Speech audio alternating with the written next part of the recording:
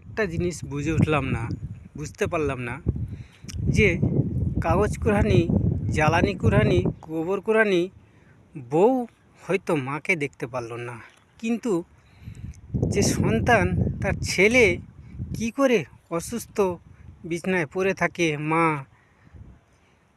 ওষুধ কিনে দিতে পারলো না, সে কি করে ঘরে বসে বসে মোবাইল দেখে, ঘরে বসে বসে খাবার খায়, আমি উঠতে পারলাম না।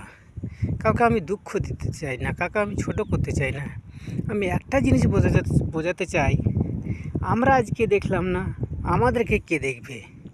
এ পারমিশন আল্লাহ দিবে? এটা ভাবছি কি করে আমরা। তাই আসুন না, আমরা যেখানে অসহায় মানুষের পাশে থাকতে বলেছে, সেখানে জন্মদাতা মা বাপকে, যা রক্ত মাংস দিয়ে আমরা তৈরি, তাদেরকে লাথি মারতে কোন নিয়মে এটা বলে, কোন আইনে বলে, কোন বুদ্ধিমতী